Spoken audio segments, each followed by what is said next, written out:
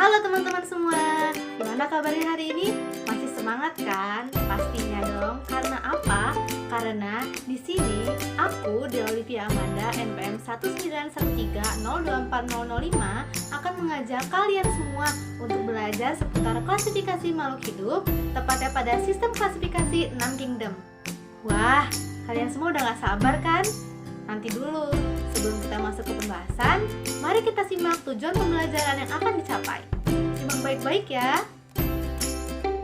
Tujuan pembelajaran yang akan dicapai adalah 1. Menjelaskan pengertian klasifikasi makhluk hidup. 2. Menjelaskan tujuan klasifikasi makhluk hidup. 3. Menyebutkan tahapan klasifikasi makhluk hidup. 4. Mengetahui sistem tata nama ganda. Dan yang kelima, menjelaskan dan menyebutkan sistem klasifikasi 6 kingdom. Oke teman-teman semua, sekarang kita masuk ke pembahasan yang pertama ya. Yang pertama kita akan membahas tentang pengertian klasifikasi makhluk hidup. Sebelumnya teman-teman udah tahu belum nih, apa sih klasifikasi makhluk hidup itu? Jadi klasifikasi makhluk hidup merupakan pengelompokan makhluk hidup berdasarkan sifat dan ciri-ciri yang nampak. Yang kedua, tujuan klasifikasi makhluk hidup. Tujuan dari klasifikasi makhluk hidup adalah untuk mengetahui jenis-jenis makhluk hidup dan mengetahui hubungan kekerabatan antar makhluk hidup. Dan pembahasan kita yang ketiga adalah tahap-tahap klasifikasi makhluk hidup. Dalam pengklasifikasian makhluk hidup, terdapat 3 tahap. Yang pertama, pencanderaan sifat-sifat makhluk hidup. Yang kedua, pengelompokan makhluk hidup berdasarkan ciri yang tampak. Dan yang ketiga adalah pemberian nama. Nah teman-teman semua, dalam pemberian nama makhluk hidup, kita menggunakan sistem penamaan binomial nomenklatur yang dikemukakan oleh ahli biologi dari Swedia yaitu Carolus Linnaeus. Sekarang saat kita ke pembahasan materi inti yaitu sistem klasifikasi 6 kingdom. Kira-kira kingdom apa aja sih yang tergabung di dalamnya? Mari kita bahas satu persatu ya. Baiklah teman-teman semua, dalam sistem klasifikasi 6 kingdom ini terdiri atas kingdom, apa aja nih kira-kira? Kalian tahu nggak? Jadi kingdomnya itu ada kingdom virus, kingdom monera, kingdom protista, kingdom fungi, plante, dan yang terakhir ada kingdom animalia.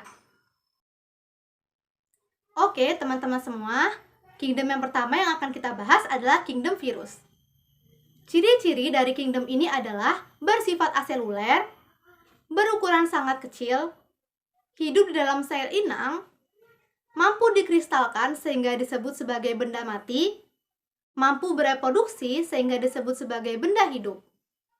Di dalam tubuh virus hanya terdapat satu jenis asam nukleat saja, yaitu DNA saja atau RNA saja. Kemudian, kingdom yang kedua, ada yang namanya kingdom monera.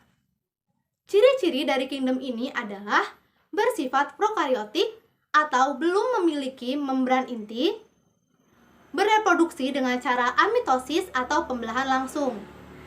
Nah, teman-teman, pada kingdom monera ini terbagi menjadi 2 divisi, yaitu Archaebacteria dan Eubacteria. Yang ketiga, langsung saja kita masuk ke kingdom protista. Ciri-ciri dari kingdom ini adalah bersifat eukariotik atau sudah memiliki membran inti. Protista ada yang bersifat uniseluler dan multiseluler. Pada kingdom ini terbagi menjadi beberapa filum.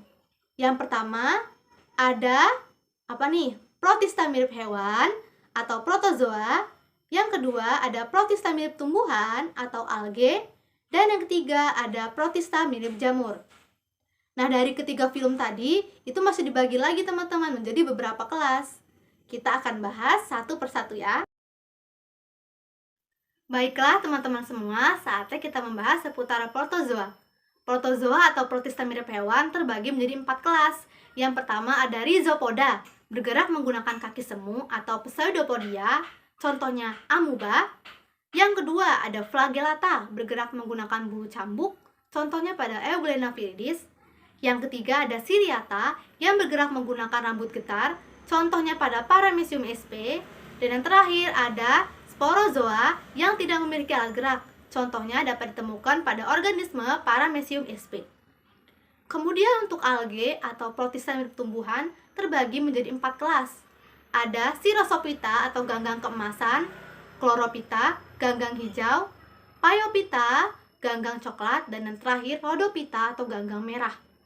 Sedangkan untuk protista mirip jamur terbagi menjadi 3 kelas.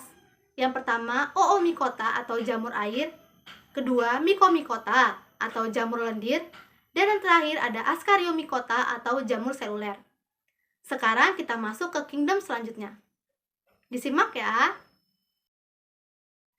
Oke teman-teman semua, kita akan bahas kingdom yang keempat. Ada kingdom fungi.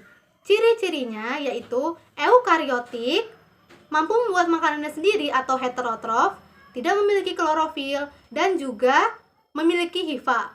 Pada kingdom fungi terbagi menjadi 4 divisio, yaitu Zygomycota, Ascomycota, Basidiomycota, dan Deuteromycota. Untuk kingdom yang kelima ada kingdom Plantae. Ciri-cirinya yaitu multiseluler, eukariotik, memiliki dinding sel, mampu membuat makanannya sendiri karena memiliki klorofil. Pada kingdom ini terbagi menjadi 3 divisio, yaitu Bryophyta, Pteridophyta, dan juga Spermatophyta. Spermatophyta terbagi lagi menjadi 2 kelas, yaitu Gymnosperme dan Angiosperme.